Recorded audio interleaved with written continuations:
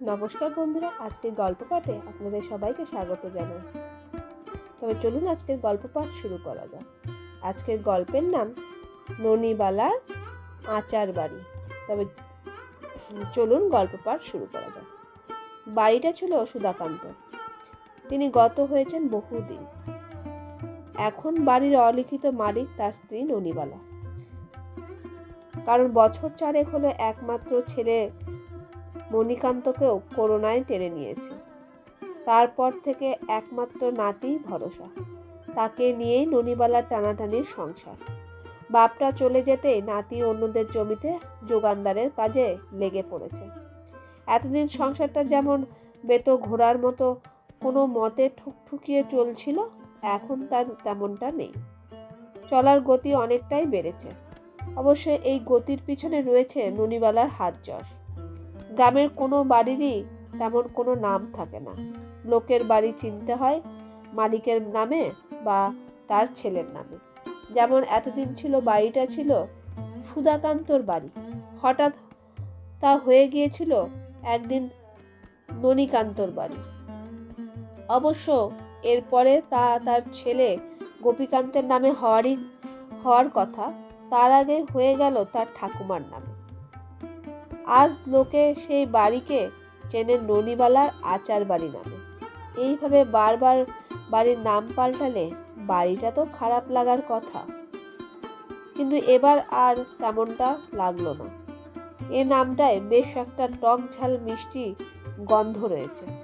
এমন গন্ধ শুধু বাড়ির মধ্যেই নয়, একেবারে ভাসতে ভাসতে রাস্তায় চলে যায়। আর তাতেই পথচলিত হাজার প্রতীকের জিভে জল আসে। প্রবাদ আছে যে অন্য মানুষের লোভে নাকি পেট ফোলে, কিন্তু এতে ননিবালা তেমন কিছু হয় না। বরং দিন দিন তার কাঠের সিন্দুকটার পেটটা যেন বেশ ফুলতে থাকে। তা ননিবালা বোঝেন।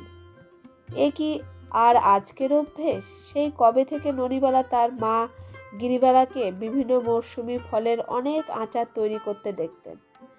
তৈরি হয়ে গেলে গিরিবালা প্রথমে মেয়ে ননিকে দিয়েই পরখ করাতেন। তার ধারণা ছিল তার মেয়েই স্বাদ জ্ঞান নাকি দারুণ।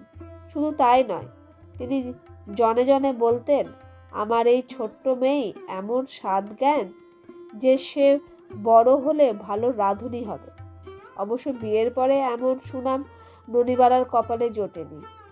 না কোনোদিন স্বামী সুধাকান্ত তার রান্নার সুখ্যাতি করেছেন, না করেছেন ছেলে।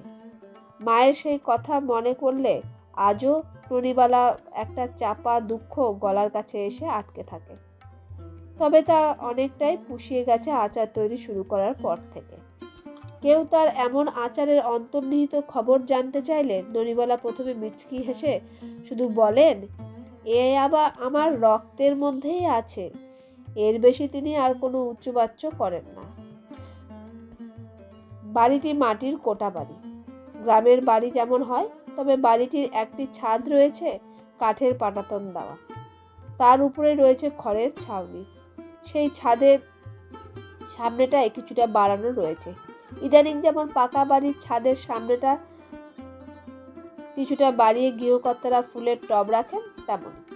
কিন্তু ছাদের ওই বাড়িটি কার্নিশে ননিবালা থরে থরে সাজিয়ে রেখেছেন বিভিন্ন ধরনের আচারের চিনেমাটির বয়াম। কোনটায় কি আচার রয়েছে তা বাইরে থেকে বোঝা যায় না বটে, কিন্তু তাতে কি হয়েছে? অত সব বয়ামের ঢাকনা খুলে যখন ননিবালা তার আচারকে রোদ খাওয়ান, তখন তা থেকে বিভিন্ন মশলার সুগন্ধ আর চাপা থাকে না। তা বাতাসে পিঠে চেপে পথচারীদের নাসারন্ধ্র দিয়ে একেবারে সরাসরি চেতনায় আঘাত করে। ব্যাস হয়ে গেল। পথচারীরাও একবার তাদের ঘাড় ঘুরিয়ে পারে না। তাদের শুকনো জিভ সরস হয়ে ওঠে। এমন কোনো পথচারী নেই যে তা একবার ঢোক না গিলে যেতে পেরেছে। এমনই সেই আচারের মহিমা।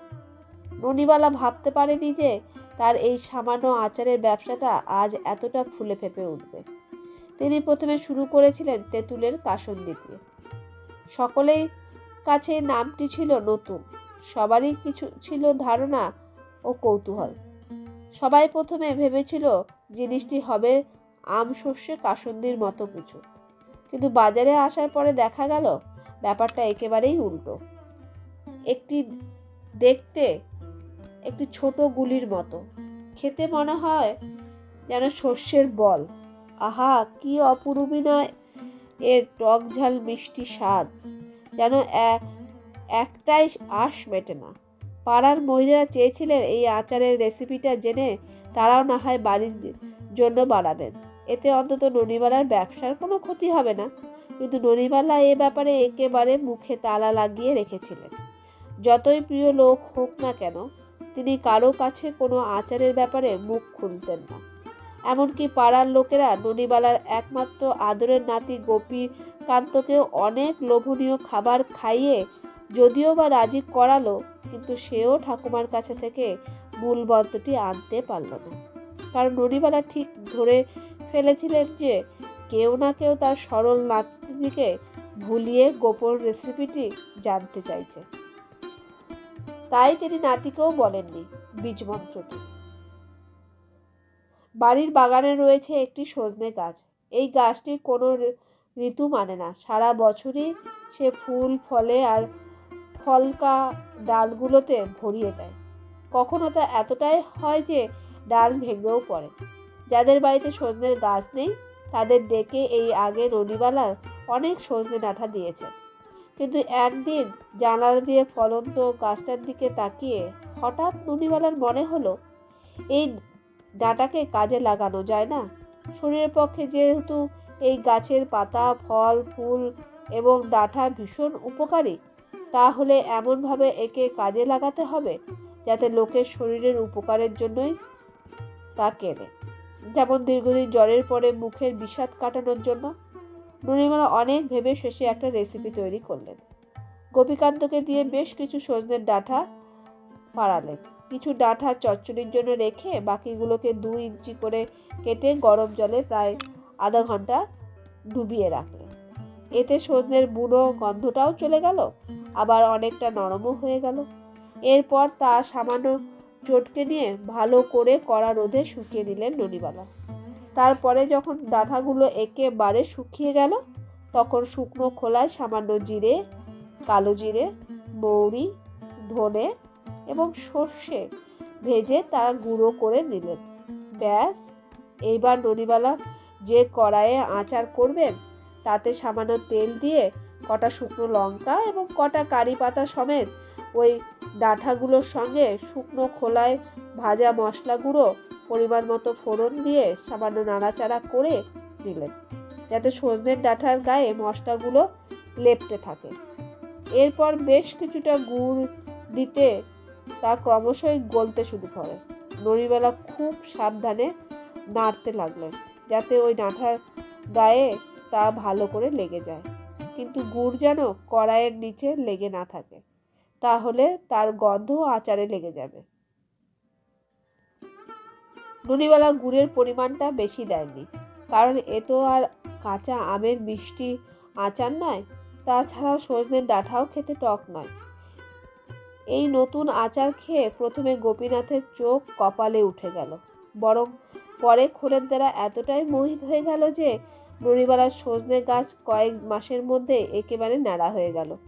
ননিবালার হঠাৎ মনে পড়ে গেল যে তার মা যেমন জলপাইয়ের 2 ধরনের আচার করতেন, তেমন প্রায়ই চালতার টকও করতেন। জলপাইয়ের আচারগুলো ছিল বেশ সুস্বাদু। একটি ছিল বীজ ফেলে দিয়ে চটকে তাতে মিষ্টি আর মশলা দিয়ে, আর একটি ছিল জলপাইয়ের পুরোটা কেটে তা মশলা সমেত রোদে রেখে তেলে ডুবিয়ে। মা কখনো চালতার আচার করার কথা ভাবেনি, অথচ ননিবালা তা ভাবতে লাগলেন। যত তিনি চালতা নিয়ে ভাবতে লাগলেন, ততই চালতার একটি অংশ পাপড়ির মতো খুলতে শুরু করলো এবং একটা সময় তা আচারের রূপ করে নিয়ে নিল। ননিবালা তাড়াতাড়ি তার খেরোর খাতায় তা লিখে রাখলেন।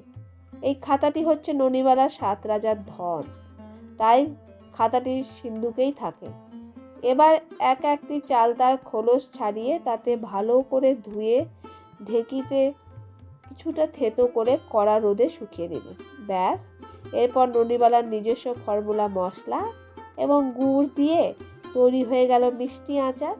এই আচারটিও একেবারে সজনের ডাঁটার আচারের মতোই রমরমিয়ে চলতে লাগলো। কিন্তু পথচারীরা নিত্যদিনই নতুন সব আচারের গন্ধ পেলেও তার স্বাদ এবং রেসিপি কিছুতেই জানতে পারল না। ৭৯ বছর বয়সে এক শীতের সকালে ননিবালা কাউকে কিছু না বলেই চলে গেলেন।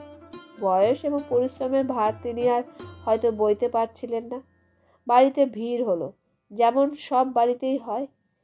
এই শোকের মধ্যেও খুঁটিতে হেলান দিয়ে বসে থাকা গোপীর কানে কানে অনেকেই ফিস করে বলে গেল, এরপরে ব্যবসাটার ব্যাপারে আমার কথাটা একবার ভাবিস গোপী।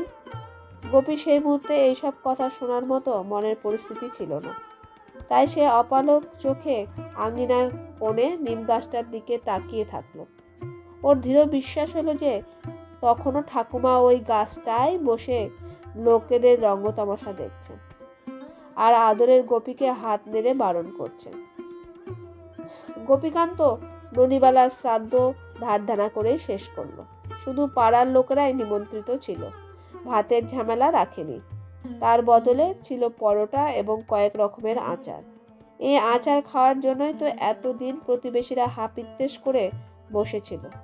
আজ সকলের হাসি মুখে তৃপ্তি করে খেয়ে ননিবালার প্রশংসা করতে করতে ঘরে ফিরল। কিন্তু সপ্তাহ ঘুরতে না ঘুরতে সব থেকে বেশি আতান্তরে পড়ে গেল স্বয়ং গোপীকান্ত। যদিও সে হাত পুড়িয়ে রান্না বান্না করে, তা হলেই পেটে কিছু পড়ে, নতুবা নয়। কিন্তু এইভাবে তো আর দীর্ঘদিন চলে না। রান্নার জন্য দেরি হলে গোপী কাজের জায়গায় মালিকের কাছে বকুনি খাচ্ছে, আবার তাড়াতাড়ি কাজে চলে গেলে পেটে কিছুই পড়ছে না। এই অবস্থায় পোস্টারটা দিল নবীন কাঙ্গাল নিজের নাতনি শশীমুখীর জন্য। গোপীকান্ত যে একেবারেই শশীকে চিনত না তা নয়। একদিন শশীর গায়ের কালো রং নিয়ে এক বন্ধুকে মস্করা করে বলেছিল, হ্যাঁ রে পচা, চাঁদের রং কখন কালো হয় জানিস? পচা চুপ করে থাকায় গোপীকান্ত আবার বলেছিল, একেবারে ঘোর অমাবস্যায়। তাহলে এইবার তুই বল, কারো গায়ের রং কালো হলে তাকে কি আর চাঁদমুখী নাম মানায়? শশীমুখী তখন ক্লাস 4-এ পড়ে। গোপীর কথায় ইঙ্গিত সে বুঝতে পারলেও প্রতিবাদ করে। কিন্তু গোপীনাথের উপর একটা প্রচ্ছন্ন রাগ তুষের আগুনের মতোই ছাই চাপা দিয়ে ধিক ধিক করে বুকের মধ্যে জ্বলছিল। অবশ্য এতদিনে তা নিভেও গেছে। কাজেই দাদু যখন এই সম্বন্ধের কথা বাড়িতে বললেন, তখন আড়াল থেকে শশী সবটা শুনেও রাগ করেনি। ফলে বিয়েটা হতেও আর দেরি হয়নি। গোপীকান্ত শুধু জানতে চেয়েছিল শশীমুখী রান্না জানে কিনা, ওইটুকু হলেই চলবে। শশীমুখী শ্বশুর বাড়িতে এসেই দেখে অনেক ফাঁকা বয়াম আর ঘরের এক কোণে একটা কাঠের সিন্দুক। সে জানতে চেয়েছিল এতে কি আছে। গোপীকান্ত বলেছে, জানি না। শশীমুখী আর উচ্চবাচ্য করেনি। সারা দিন একাই তার কাটে। স্বামীকে রান্না বান্না করে খাইয়ে কাজে পাঠায়। তারপর থেকে দিন যেন আর কাটতেই চায় না। গোপী ফেরে সেই সন্ধে। প্রায় মাসখানেক কেটে যাওয়ার পর এক রবিবার গোপী বাজারে গেছে। ননিবালার ঘরটা কেমন অগোছালো হয়ে পড়ে আছে মনে হয়, তা গোছাতে হাত দিল শশীমুখী। বিছানায় দুটো বালিশ, খাট জেরে নতুন চাদর পেতে বালিশের ওয়ার বদলাতে যেতেই হাতে শক্ত কিছু ঠেকে। তারপর ঝাড়তে টং করে মাটিতে পড়ে। শশীমুখী দেখে একটা পেতলের পুরনো চাবি, বেশ ভারী ওজন। তখনই বাজার সেরে বাড়ি ফিরে গোপী দেখে শশীমুখীর হাতে একটা পেতলের চাবি। গোপী বলে ওঠে, আরে এটাই বোধহয় ওই। তার কথার মাঝেই শশীমুখী বলে, আমারও তাই মনে হয়, চলো দেখি ওতে কি আছে। গোপীকান্ত সিন্দুক খুলে হতবাক। সিন্দুকে পড়ে আছে প্রচুর অর্থ এবং একটা মলিন খাতা। গোপীকান্ত সব বিনিময়ে সেই অর্থগুলো গুনতে বসে। অগোছালো 10, 20, 50, 100 টাকার অগুন্তি নোট। সঙ্গে খুচরো কয়েকের পাহাড়। শশীমুখের হাতে তখন ননিবালার গোপন রেসিপির খাতা। খাতাটা কপালে ঠেকিয়ে সে বলে, ননিবালাকে আমি কখনোই মরতে দেব না। বন্ধুরা, আজকের এই গল্পটি যদি আপনাদের ভালো লেগে থাকে তাহলে অবশ্যই একটা লাইক, শেয়ার, কমেন্ট করে দেবেন। আর নতুন বন্ধুরা প্লিজ চ্যানেলটিকে সাবস্ক্রাইব করে আমার পাশে থেকে যাবেন। আজকে আমার এই গল্পটি শোনার জন্য আপনাদেরকে অসংখ্য ধন্যবাদ জানাই।